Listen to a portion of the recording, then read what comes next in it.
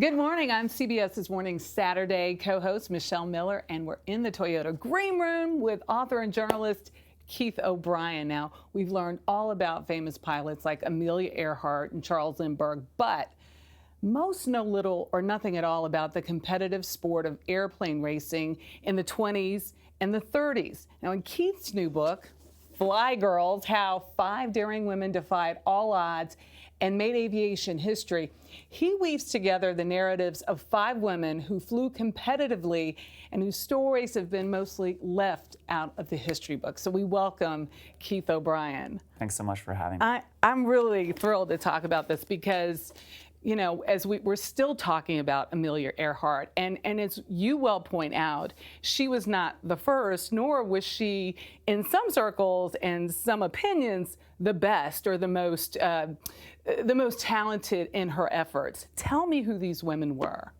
So, you're right. When we think about women today in aviation in the 1920s and 30s, we think about one woman, Amelia Earhart, as if she was all alone, like she was doing it all by herself. But when you go back and you live in microfilm and you immerse yourself in this time again, you see that she was flying with this squadron of other women, and they came from all kinds of backgrounds. Some came from money, some didn't. Some were educated, some weren't. Their fathers were lawyers and Wall Street traders, but also laborers and farmers. But they all shared this passion. They wanted to fly, and truthfully, to put it more bluntly, they wanted to choose their own path, because to be a woman, a young woman in 1927, and to choose to fly was to choose one of the most radical paths of all. Yeah, I mean, you were labeled certain things. You were cast out of proper society. And as you said, many of these women were staunchly concerned about making it on their own because they wanted to be independent. We should name them. You have 2 Ruths, a Louise and a Florence. That's right, yeah. So the main characters of the book, in addition to Amelia Earhart, are Ruth Nichols, who was one of Amelia's biggest rivals. She was raised in New York City and Westchester County. Louise Thaden, who came from Bentonville, Arkansas, and Wichita, Kansas.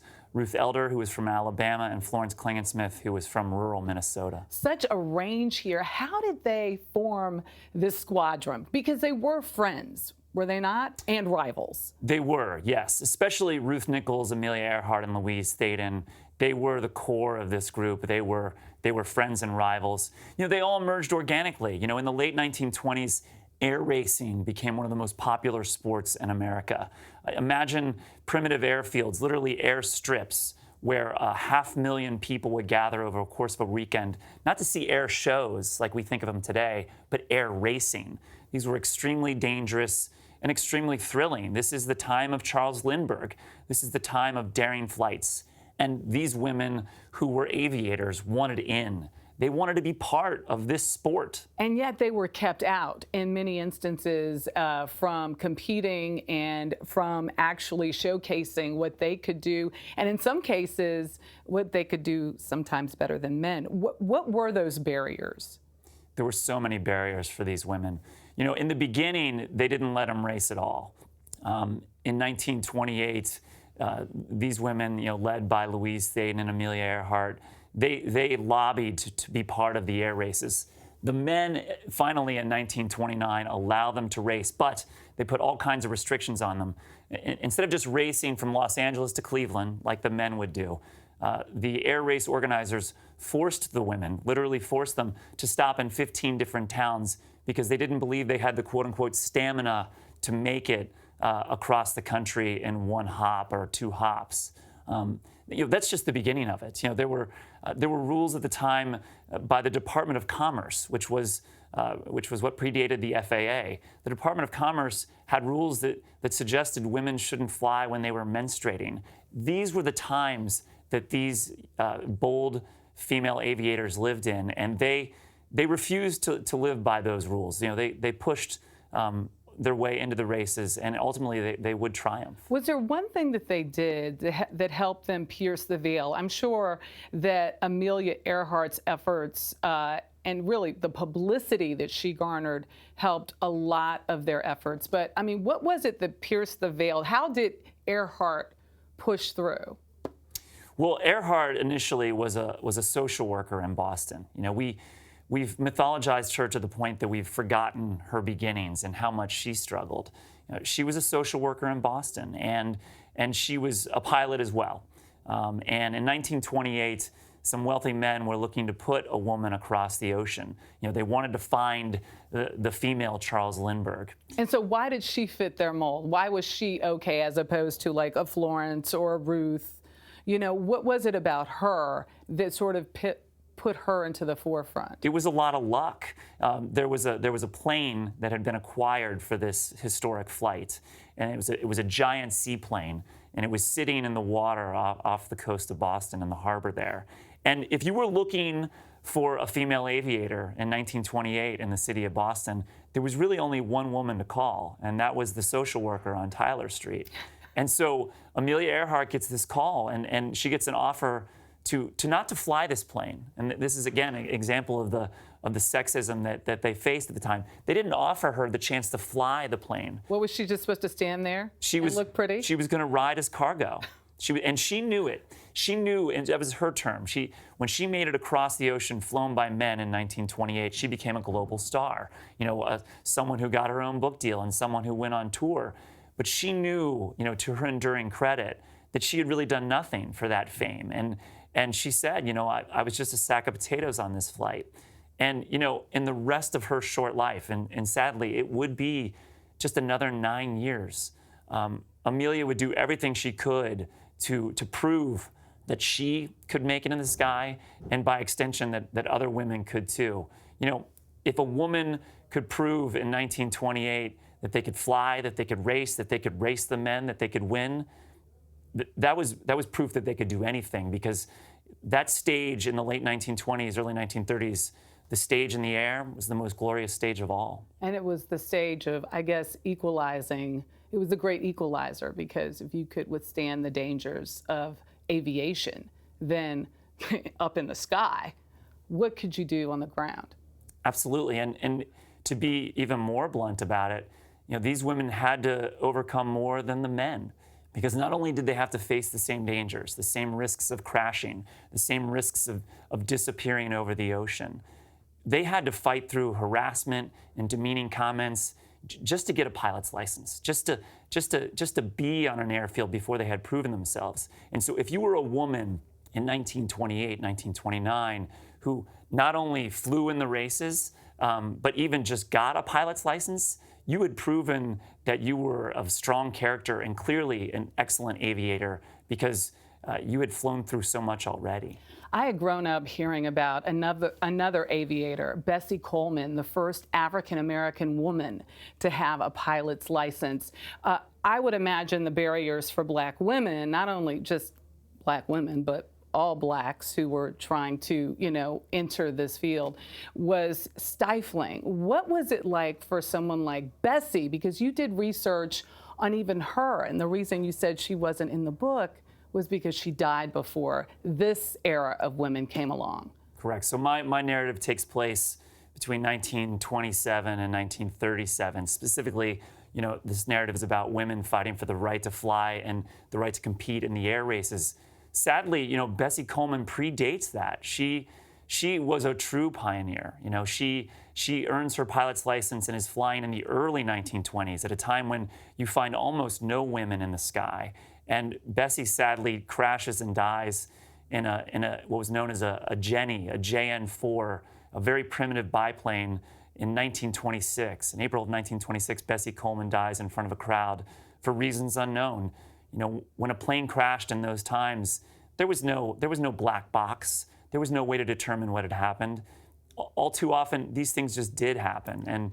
And so Bessie dies about a year and a half before this narrative really begins. Yeah, I would enter into part of the discussion, because there was such a tendency for people not wanting these people to be involved. That there was sometimes sabotage involved in some of these instances, where people, their planes would miraculously not be able to fly because they were tampered with.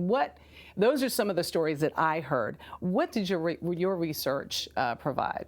Sure. So it's a great point. In 1929, when women first earned the right to race in that first all-female air race where the men make them stop 15 times across the country, they're not just one stop into that race when suddenly the women are reporting that their planes seem to have been tampered with. Mechanical problem. Yeah, Ruth Elder, who was one of the most famous of them all at that time, had gasoline poured in her oil tank instead of in her gas tank.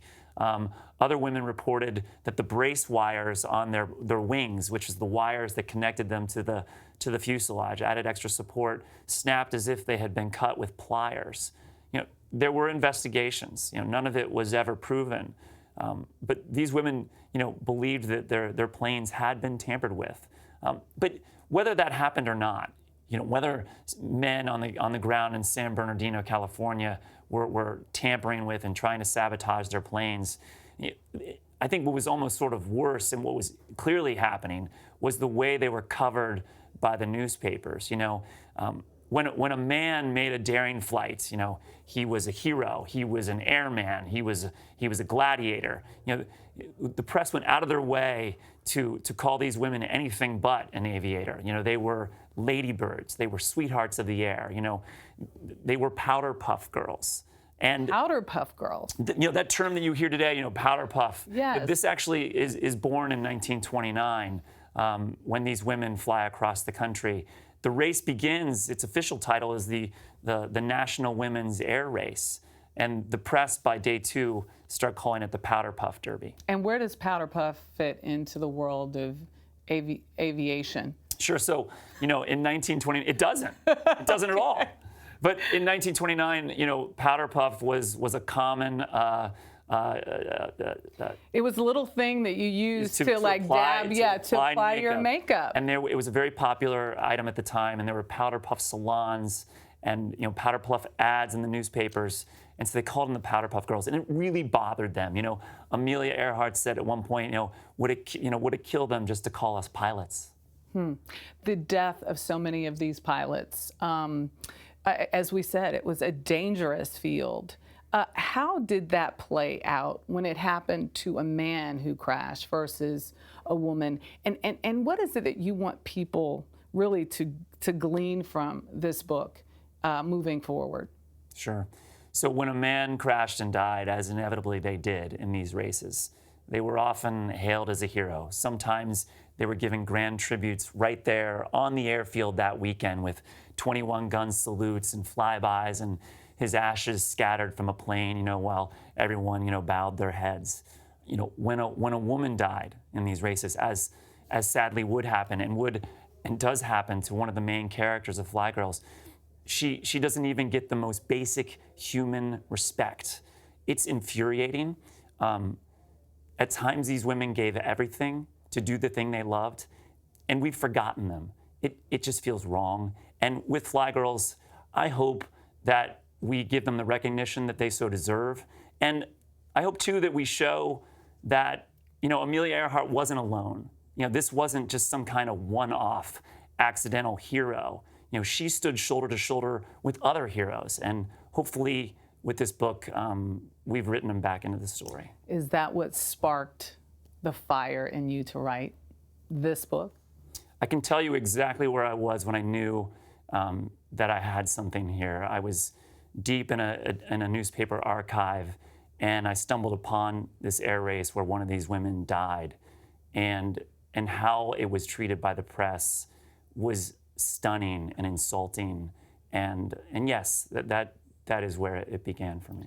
I tell you, I am thinking about the women of the Mercury 13 in space flight and how they had such hopes and how they fought to enter the space race at a time when we were just entering it, and then to have their hopes dashed over and over again. You see so few women in this field. How can this make a difference?